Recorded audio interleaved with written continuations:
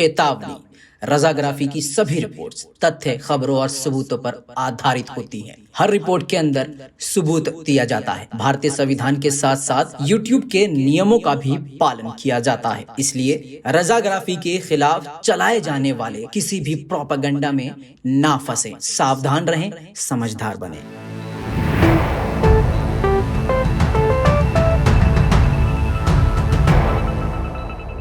सलाम, नमस्ते, सत श्री अकाल। मैं हूं रज़ा और आप देख रहे हैं रज़ाग्राफी। सबसे बड़ी खबर, आज रोज़ आशूर के दिन भी, 10 मुहर्रम के दिन भी आपके सामने रिपोर्ट लेके आया हूं, क्योंकि मुझे पता है कि आपको फ़िक्र है, बहुत फ़िक्र है और ज़िम्मेदारी है मुझ पर, बहुत ज़्यादा ज़िम्मेदारी है कि मैं आपको अपडेट देता रहूं। दुनिया भर से लोग हमारे अपडेट्स को देखते हैं और हमारे अपडेट्स पर यकीन करते हैं। लिहाजा आज के दिन भी आपके सामने कुछ बड़े अपडेट्स लेके आया हूँ। ध्यान से सुनिएगा और इस रिपोर्ट को शेयर कीजिएगा। तालिबान की बदरी कमांडर, जी हाँ, एक बार फिर से ये नाम और ये सेना दुनिया के सामने हाईलाइट हो गई है, क्योंकि ये सबसे ख़तरनाक और सबसे क्रूर तालिबान के कमांडर माने जा रहे हैं, सबसे ताकतवर।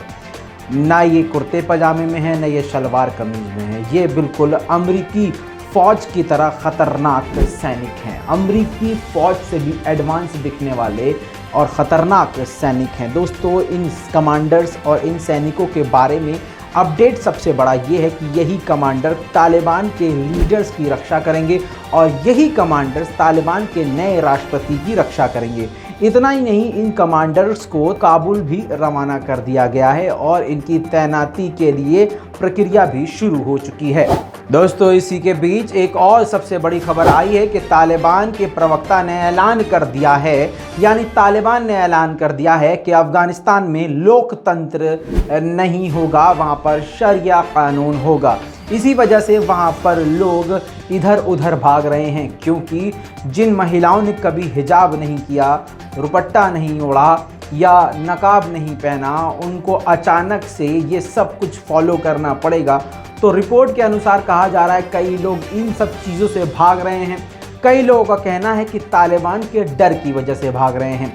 कई लोगों का ये भी कहना है कि तालिबान ज़बरदस्ती महिलाओं और बच्चों को उठा कर ले जा रहे हैं और उनके साथ दुष्कर्म कर रहे हैं। इस वजह से भी अफ़गान के लोग वहाँ से फ़रार हो रहे हैं। लेकिन ज़मीनी हकीकत क्या है, वो तो कुछ ही दिन बाद सामने आएगी। दोस्तों, इसके अलावा आपको बता दूं कि लगातार अब काबुल में, पहले आपको याद दिला दूं, केवल 4 महिलाओं ने हिम्मत करके, मर्दाना हिम्मत करके तालिबान के खिलाफ प्रदर्शन तालिबान के मुंह पर खड़े होकर किया। उन 4 महिलाओं के बाद से लोगों का ज़मीर जिंदा हुआ और अफ़गानिस्तान में जगह जगह प्रदर्शन शुरू हो गए और आज के दिन भी लगातार प्रदर्शन जारी है। काबुल की ये तस्वीर देखिए, हज़ारों की तादाद में अफ़गानिस्तान के लोग अफ़गानिस्तान के झंडे के साथ सड़कों पर उतर आए।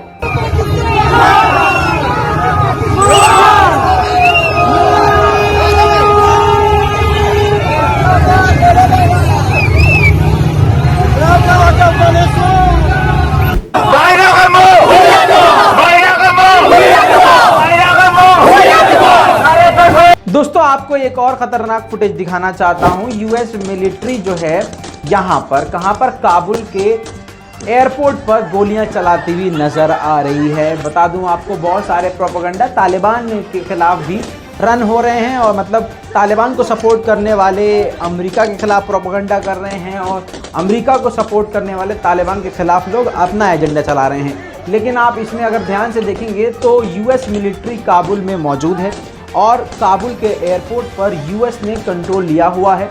और क्योंकि बाइडेन ने पहले ही कह दिया है कि जब तक हमारे सारे लोग अफ़गानिस्तान से नहीं निकल जाएंगे तब तक हमारे सैनिक वहाँ पर होंगे, और उन्हीं सैनिकों ने अफ़गानिस्तान में आम नागरिकों को तितर बितर करने के लिए गोलियां चलाई। इतना ही नहीं दोस्तों, आपको बता दूं कि अफ़गानिस्तान में लगातार प्रदर्शन तेज़ होते जा रहे हैं, जिससे तालिबान को बहुत बड़ी मुश्किल होने वाली है। अब ये देखिए, 200 मीटर लंबे अफ़गान फ्लैग के साथ अफ़गानियों ने मार्च किया। आपको बता दूं कि इस मार्च से पहले महिलाएं भी सड़क पर उतरी थी, जिनको तालिबान ने डरा धमका कर उनको वापस भगा दिया था, लेकिन इसके बाद अफगानिस्तान की जनता सड़कों पर उतर आई। Despite the fact that the Taliban fired on the protesters earlier this morning, beat a bunch of them up, threw a couple of women, well, one woman and a couple of boys into their car, beat them up some more and then sent all the women home. Despite this, These guys are out here with a 200-meter long flag marching through the streets. दोस्तों waste Kabul में भी इसी तरह का प्रदर्शन देखा जा रहा है। लगातार लोग सड़कों पर उतरकर प्रदर्शन कर रहे हैं।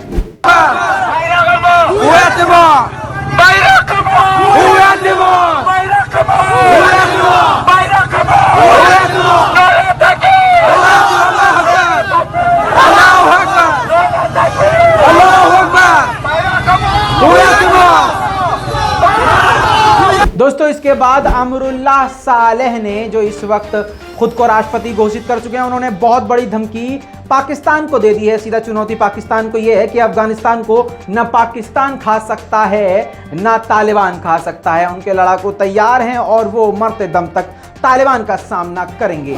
दोस्तों लोग जो हैं डेस्परेट हैं काबुल से निकलने के लिए। अगर वो नहीं निकल पा रहे हैं तो वो अपने बच्चों को ही आगे बढ़ा रहे हैं कि भैया इन्हीं को जहाज में बैठा दो और यही मुल्क छोड़कर चले जाएं, वही हमारे लिए गनीमत है। इस वक्त बहुत बुरे हालात हैं काबुल एयरपोर्ट के।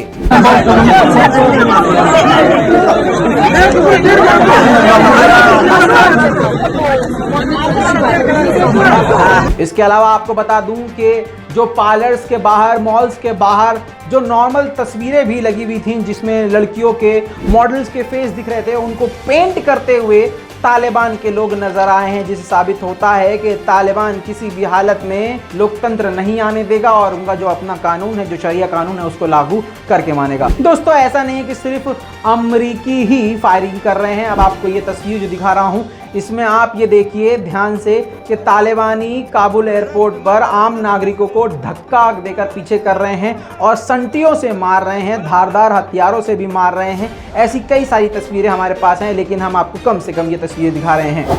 दोस्तों शियों के लिए राहत की बात यह है, शिया मुसलमान समुदाय के लिए, कि तालिबान ने शिया समुदाय की बेहद इज्जत करी है और बहुत ही दोस्ताना रवैया उनके साथ अपनाया है। मुहर्रम के जुलूस में जहां पर पाकिस्तान में शिया समुदाय को टारगेट किया जा रहा है और पाकिस्तान की सरकार कुछ भी नहीं कर पा रही है, ऐसे में तालिबान ने शिया समुदाय को मुहर्रम के दिन पूरा उनका जुलूस निकालने का इजाज़त दिया और पूरी तरह से उनको जो अपने प्रोग्राम करने हैं उनको पूरी इजाज़त दी कि आप अपने मुहर्रम के जुलूस निकाल सकते हैं। देखिए ये खास तस्वीर।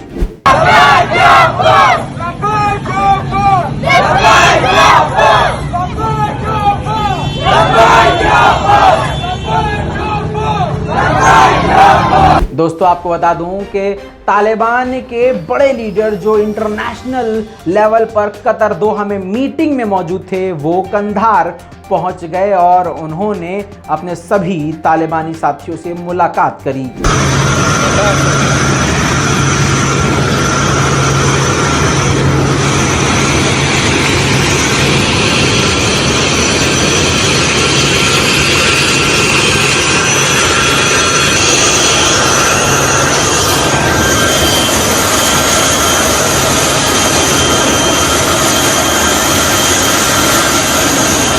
दोस्तों एक वीडियो सोशल मीडिया पर असदुल ओवैसी की बहुत वायरल हो रही है, जिसमें वो कहते सुनाई दे रहे हैं, उन्होंने 2016 और उसके बाद भी कई बार ये बात कही, इससे पहले भी ये बात कहते आ रहे थे कि तालिबान आने वाला है और अफगानिस्तान में अगर तालिबान आ गया तो भारत के लिए मुश्किल हो जाएगी, भारत को तालिबान से बात करनी चाहिए। देखिए वीडियो।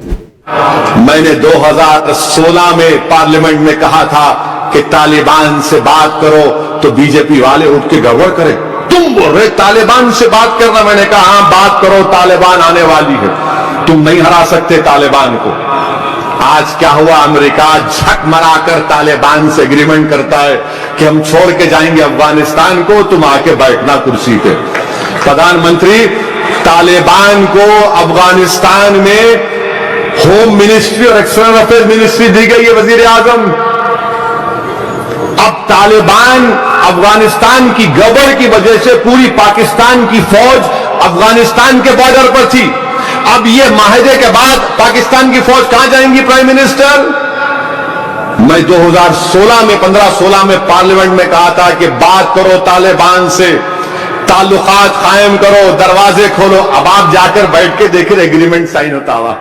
दोस्तों इस वीडियो पर बीजेपी के लोग बवाल कर रहे हैं और मुसलमानों को लगातार टारगेट कर रहे हैं, लेकिन अफसोस की बात यह है कि तालिबान से ज्यादा खतरनाक तो आरएसएस है। अगर उनको तालिबान गलत लग रहा है तो कमाल की बात है, उनको आरएसएस गलत क्यों नहीं लग रहा है। दोस्तों तालिबान के लीडर का, प्रवक्ता का सबसे बड़ा बयान ये आया है कि हमने किसी भी आम इंसान पर अटैक नहीं किया है, हम ऐसी चीज़ें बर्दाश्त नहीं करेंगे और हम दुनिया को बताना चाहते हैं कि हम दुनिया के साथ अच्छे संबंध, डिप्लोमेटिक रिलेशन बनाना चाहते हैं पूरी दुनिया से, लेकिन हम पूरी दुनिया में से किसी भी मुल्क का इंटरफेरेंस हम अपने धर्म में, अपने कानून में एक्सेप्ट नहीं करेंगे। जी हाँ दोस्तों, सबसे बड़ा बयान यही है। दोस्तों अभी तक के लिए इतना ही, जल्द लौटेंगे और भी बड़ी खबरों के साथ। मैं हूं रजा, आप देख रहे थे रजाग्राफी। जय हिंद।